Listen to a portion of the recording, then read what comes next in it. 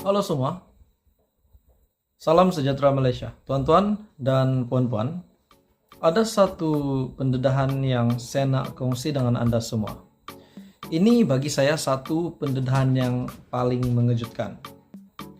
Pendedahan terkini daripada Tun Mahathir. Keadaan terkini daripada Tun Mahathir yang pasti mengecewakan pengundi Tun Mahathir dan juga pasti membuat seluruh pengundi Tun Mahathir, legenda Malaysia ini, merasa sedih. Akhirnya Tun Mahathir mengakui keadaan beliau. Menurut Mahathir, beliau jatuh. Menurut kenyataan beliau, saya ditolak, jatuh merudum. Apakah maksud sebenar daripada kenyataan Tun Mahathir? Seperti yang kita sudah update beberapa case ataupun beberapa isu berkaitan dengan nama Mahathir, berkaitan dengan pembatalan dan juga penangguhan projek HSR, yaitu kereta api berkelajuan tinggi antara Singapura dan Malaysia. Akhirnya nama Mahathir sudah diketahui, di mana beliau telah menangguhkan projek tersebut dan telah diarahkan membayar RM46 juta bersama-sama dengan bekas Perdana Menteri yang seorang lagi, yaitu beliau telah membatalkan proyek ini. Saudara-saudara semua, akhirnya Tun Mahathir dengan satu kenyataan hari ini, saya sebagai rakyat Malaysia, saya berasa amat sedih. Sebab saya tidak juga membenci Mahathir, tidak juga terlalu suka dengan beliau, namun saya percaya beliau mempunyai perjuangan beliau tersendiri. Akhirnya beliau telah mengaku telah jatuh ditolak. Siapakah menolak beliau? Yang menolak beliau adalah 14.000 pengundi di Langkawi menurut Tun Mahathir. Saya ditolak jatuh merudum, kenyataan daripada Tun Mahathir. Oke saudara-saudara semua, sebelum saya meneruskan isu hangat hari ini, saya meminta jasa baik saudara-saudara untuk tekan butang like, share video ini, dan tekan butang subscribe. Bekas Perdana Menteri Tun Mahathir meluahkan rasa kecewa susulan usahanya untuk mempertahankan kursi Parlimen Langkawi yang dimenangi pada pilihan raya umum ke-15 gagal, malah hilang uang deposit. Dan pada akhirnya Tun Mahathir membuat kenyataan ini hari ini. Saudara-saudara semua, dengan kenyataan daripada Tun Mahathir ini, adakah pengundi-pengundi di Langkawi tidak menghargai apa yang telah diperjuangkan, apa yang telah dilakukan, bahkan telah dilaksanakan beberapa keselesaan untuk pengundi di Langkawi pada tahun-tahun sebelum ini? Menurut Mahathir, beliau berkata komitmennya untuk membangunkan pulau legenda itu menerusi pemberian status bebas cukai pada 1987 sehingga di persada dunia seolah-olah tidak dihargai. Menurutnya lagi, beliau bukan merajuk, tapi kecewa sedikit atas kekalahan yang teruk dalam pilihan raya umum ke-15 yang lepas. Karena Mahathir sudah buat macam-macam pembangunan di Langkawi. Menurutnya, saya ditolak jatuh, merudum, dan hilang 14.000 undi. Beliau yang juga bekas ahli Parlimen Langkawi berkata, beliau turut hairan ditolak pada pilihan raya umum ke-15 karena yakin tidak melakukan sebarang kesalahan memudaratkan penduduk. Saya pun tidak tahu apa kesalahan yang telah dibuat sehingga beliau ditolak. Menurut Anda, saudara-saudara semua, kenapa Mahathir ditolak di tempat beliau sendiri? Di tempat di mana bangunan ataupun pulau yang sudah beliau membangunkan, banyak pembangunan di situ. Pada pilihan raya umum ke-15, negarawan itu tewas teruk kepada calon PN Datuk Muhammad Suhaimi Abdullah dengan majority 13.518 undi. Saudara-saudara semua, jadi banyak spekulasi. Adakah beliau kalah dengan PN? Pertama, persoalannya memang kalah disebabkan beliau sudah tidak relevan lagi. Mungkin dikaitkan dengan umur beliau yang sudah menghampiri 100 tahun. Ataupun persoalan yang kedua, ada juga cakap, ada juga komen di media sosial, mungkin calon PN di situ telah memberikan banyak uang, seperti yang berlaku di beberapa parlemen di Terengganu khususnya.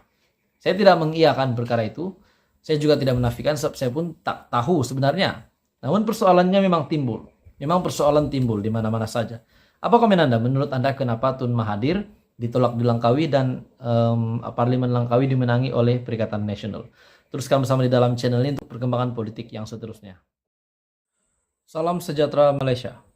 Saudara-saudara semua, setelah beberapa isu yang hangat beberapa hari ini dan beberapa hari kebelakangan ini, dengan isu pembekuan akaun lah, dengan isu pelantikan ataupun pelantikan ahli keluarga yang disebut nepotisme, dan pada akhirnya hari ini saudara-saudara semua, dengan pelantikan Nurul Izzah Anwar sebagai penasihat kanan ekonomi dan keuangan kepada Perdana Menteri, mengundang pelbagai reaksi, pelbagai respon daripada ahli politik. Hari ini saudara-saudara semua, tiba-tiba sahaja timbalan Presiden PKR yaitu Rafizi Ramli yang juga Menteri Ekonomi, Datuk Seri Anwar Ibrahim, membuat satu kejutan, membuat satu pengumuman, satu pendedahan yang bagi saya ini mungkin akan mengambil perhatian Perdana Menteri. Menurut Rafizi, lantikan ahli keluarga perlu dielak. Wow. Adakah dengan kenyataan Rafizi ini beliau tidak bersetuju dengan tindakan Datuk Seri Anwar Ibrahim? Budaya nepotisme dengan melantik ahli keluarga ke jawatan tertentu dalam kerajaan perlu dielak pada masa akan datang, kata Menteri Ekonomi Rafizi Ramli. Timbalan Presiden PKR itu, dia menyedari pelbagai kritikan berhubung pelantikan Nurul Izzah, yaitu anak Datuk Seri Anwar Ibrahim, sebagai penasihat kanan ekonomi dan keuangan kepada Perdana Menteri Anwar Ibrahim dan Muhammad Iqbal sebagai majlis khas kepada Speaker Dewan Rakyat Johari Abdul. Menurut Rafizi Ramli, beliau berpandangan beberapa perkara ini perlu dielakkan oleh mana-mana kerajaan pada masa akan datang. Bagaimanapun, bagi kes Nurul Izzah dan Iqbal, pelantikan sudah pun dibuat menurut Rafizi Ramli. Adakah ini bermakna Rafizi Ramli tidak setuju dengan kenyataan Perdana Menteri, dengan tindakan Perdana Menteri melantik Nurul Izzah sebagai penasihat beliau, yaitu penasihat kanan, ekonomi dan keuangan kepada Perdana Menteri? Saudara-saudara semua, memang tidak boleh dinafikan, ramai yang memberikan reaksi yang negatif berkaitan dengan pelantikan Nurul Izzah Anwar. Tetapi kita kena terima hakikat juga bahwa ramai juga yang menyokong tindakan ini. Menurut Rafizi Ramli, lantikan itu diharapkan dapat membuktikan dengan membawa nilai tambah. Ia tidak melibatkan dana awam. Apa yang kita harapkan sekarang ialah mereka perlu membuktikan mereka akan membawa nilai tambah. Saya yakin mereka ada peranan masing-masing. Dengan kenyataan Rafizi Ramli, memang beliau akur dengan keputusan daripada Datuk Seri Anwar Ibrahim dengan pelantikan Nurul Izzah sebagai penasihat Datuk Seri. Tapi dalam pernyataan Rafizi ini mungkin ada sedikit kekecewaan, saya rasa. Karena menurutnya lantikan ahli keluarga perlu dielak. Jadi saudara-saudara yang menonton video ini, apa komen Anda? Adakah relevan Datuk Seri Anwar Ibrahim yang melantik Nurul Izzah sebagai penasihat Perdana Menteri? Anda boleh komen di bawah sekiranya Anda setuju dengan tindakan daripada Datuk Seri Anwar Ibrahim. Menurut Rafizi Ramli, terdahulu juga kerajaan yang diterajui Anwar dikritik hebat selepas Nurul Izzah dilantik sebagai penasihat kanan, ekonomi dan keuangan kepada Perdana Menteri. Ia juga disusuli isu pelantikan Muhammad Iqbal sekaligus dapat menebalkan lagi persepsi nepotisme terhadap kerajaan. Sementara itu Rafizi Ramli berkata, pihak yang terbabit dalam membuat keputusan sedemikian wajar mengambil perhatian terhadap pandangan rakyat. Di peringkat PKR kita harap kita move on dan cabaran itu ada pada Nurul Izzah dan juga Iqbal untuk membuktikan mereka ada nilai tambah dalam keadaan mereka tidak mengambil sebarang uang rakyat.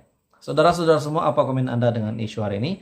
Jangan lupa tekan butang like, share video ini, dan jangan lupa tekan butang subscribe, sebab subscribe itu percuma. Teruskan bersama di dalam channel ini untuk perkembangan politik yang seterusnya.